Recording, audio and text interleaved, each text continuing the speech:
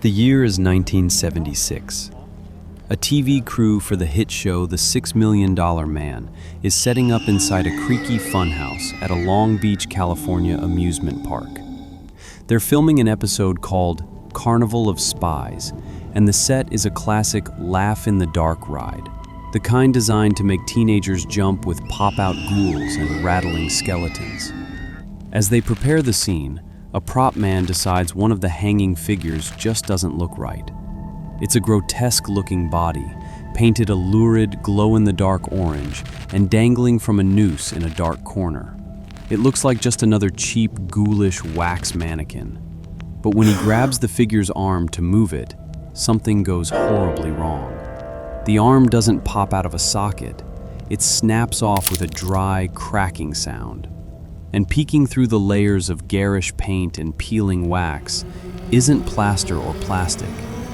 It's human bone. The crew's nervous jokes fall silent as the horrifying reality sinks in. This isn't a prop. It's a real human body. The police are called, and the bizarre, mummified corpse is carted off to the Los Angeles County Coroner's Office. With that, the crew had stumbled into one of the strangest mysteries in American history. Forensic experts would soon discover this body belonged to a man who died in a hail of bullets 65 years earlier. His name was Elmer McCurdy, and in life, he was one of the most incompetent outlaws to ever roam the American West. But in death, his story was truly just getting started. This is the unbelievable story of how a failed train robber's corpse was sold to a carnival, became a traveling sideshow attraction, a haunted house prop, and ultimately, the star of a bizarre discovery that captivated a nation.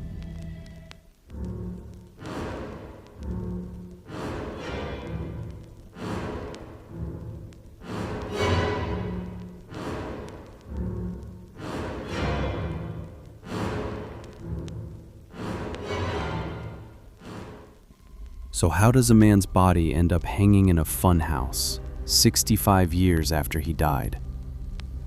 To understand that, you have to understand the man himself. And honestly, there wasn't much to Elmer McCurdy in life.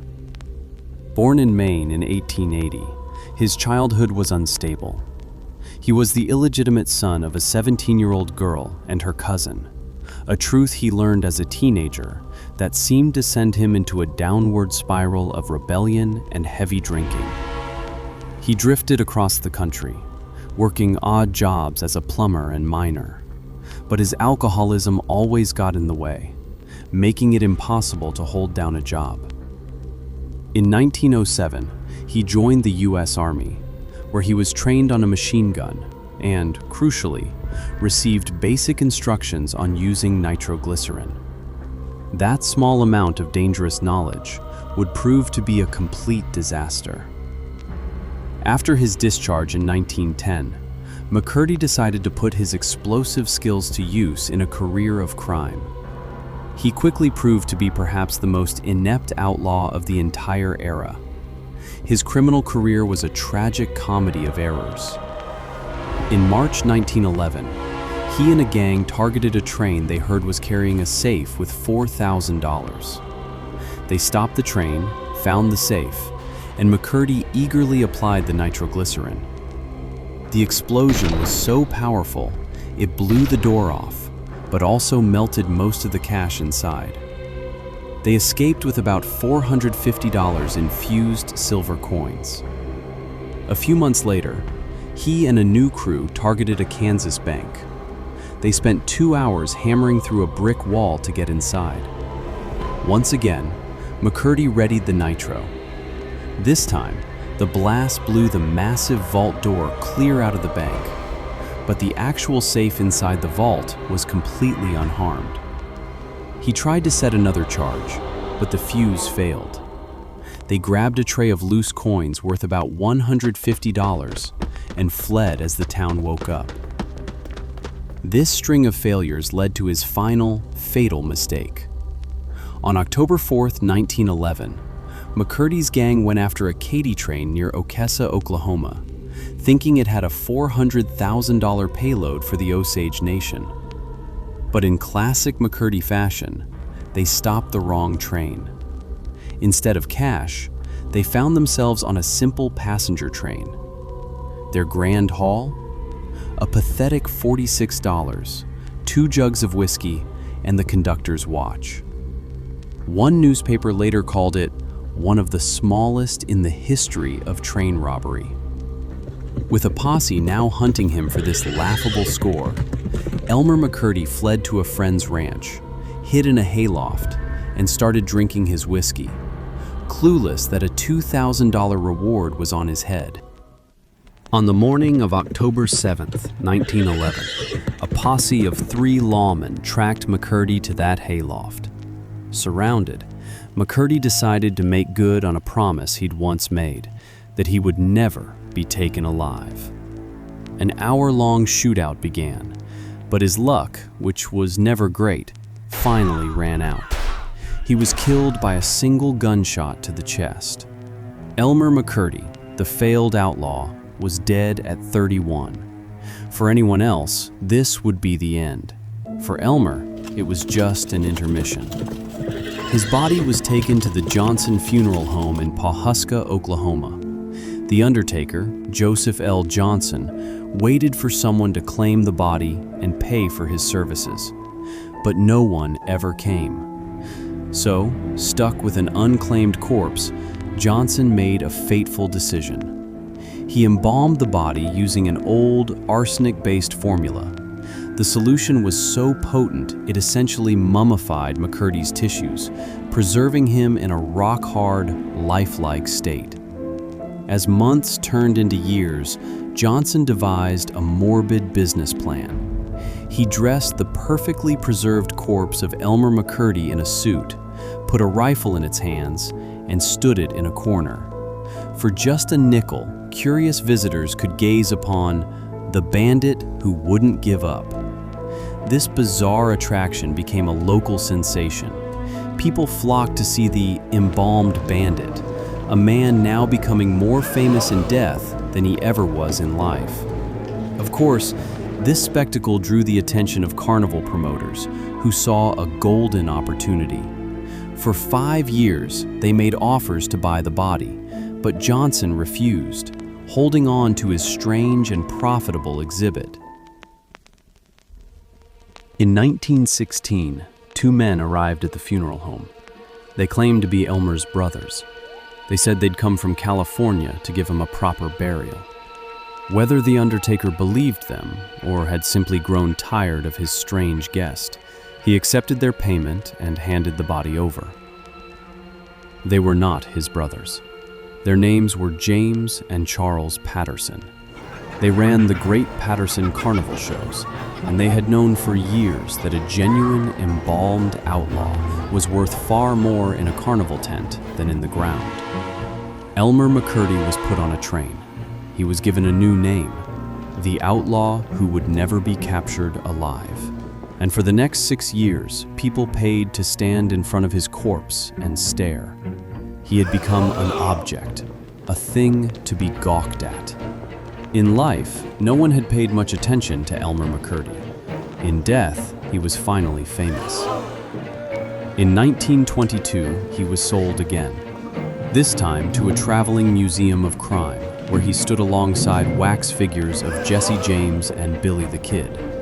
Except he wasn't wax. He was the only real thing in the room, and nobody knew it. By 1928, he was part of a cross-country sideshow marathon. By 1933, he had been acquired by an exploitation film director who placed his mummified body in movie theater lobbies. The sign beside him read, "Dead Dope Fiend. This is what drugs will do to you."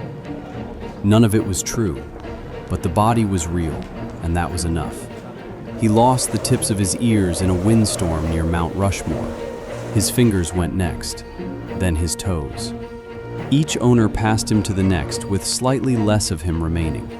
By the time the 1960s arrived, he had been bought and sold so many times that no one believed he was real anymore. He was just a prop. A particularly ugly one, but a prop nonetheless. In 1968, the Hollywood Wax Museum acquired him. The owner took one look and decided he was too grotesque, not lifelike enough. He was sold again, this time to an amusement park in Long Beach, California, the New Pike. When they renovated their funhouse, someone had an idea. They painted him orange, day-glow, carnival orange. They hung him from a noose in the dark corner of the Laugh in the Dark ride. And for 4 years, thousands of people screamed at the mummified corpse of Elmer McCurdy, thinking he was the least convincing dummy they'd ever seen. He had been dead for 57 years. He had traveled across the entire country. He had been a sideshow attraction, a museum exhibit, a film prop, and now a haunted house decoration. And not a single person in the world knew where he was. December 1976. A production crew for the $6 Million Man was setting up inside the New Pike Funhouse. They were filming an episode. The set was dressed with the usual haunted house props, rattling skeletons, pop-out ghouls, and one particularly gruesome hanging figure in the corner, painted a lurid orange, dangling from a noose. A prop man reached out to move it. The arm snapped off. Not the way a mannequin arm comes apart, with a plastic pop or a socket giving way. It snapped with a dry, cracking sound. And inside the break, visible through layers of wax and paint, was bone. Human bone. The LAPD were called. The body was removed and taken to the Los Angeles County Coroner's Office. It weighed 50 pounds. It was petrified, covered in wax, paint, and decades of carnival grime. The famous coroner, Dr. Thomas Noguchi, began the investigation. The bullet that killed him was long gone, but a copper bullet jacket remained in the chest cavity, consistent with ammunition from the early 1900s. The arsenic embalming technique pointed to the same era. Then they looked in his mouth. Inside were a 1924 penny and ticket stubs for Louis Sonny's Museum of Crime. Investigators tracked down Sonny's son, who remembered everything. His father had owned a real outlaw's corpse. The man's name was Elmer McCurdy. Forensic anthropologist Dr. Clyde Snow overlaid x-rays of the mummy's skull against the only known photograph of McCurdy, taken the day after his death, propped up for a souvenir photo like a hunter's trophy. The features matched perfectly. The funhouse prop had a name. The story broke across the country. 65 years after a failed train robber bled out in an Oklahoma hayloft, the world finally knew where he was. The amusement park asked for its prop back. A museum offered to put him on display, one last exhibit, properly labeled this time. But a group from Oklahoma argued that Elmer McCurdy had been exhibited, rented, sold, painted, and hung from a noose for long enough. They said he should come home. In April 1977, 66 years after his death, Elmer McCurdy's remains were brought back to Guthrie, Oklahoma. A funeral procession carried him through the town. 300 people attended, more people than had ever paid attention to Elmer McCurdy in his entire living life. He was buried in Summit View Cemetery in the Boot Hill section, right beside Bill Doolin, one of the most famous outlaws of the American West. In death, Elmer McCurdy finally got the criminal reputation he had failed so completely to earn while breathing. And then they did something that said everything about how his story had gone.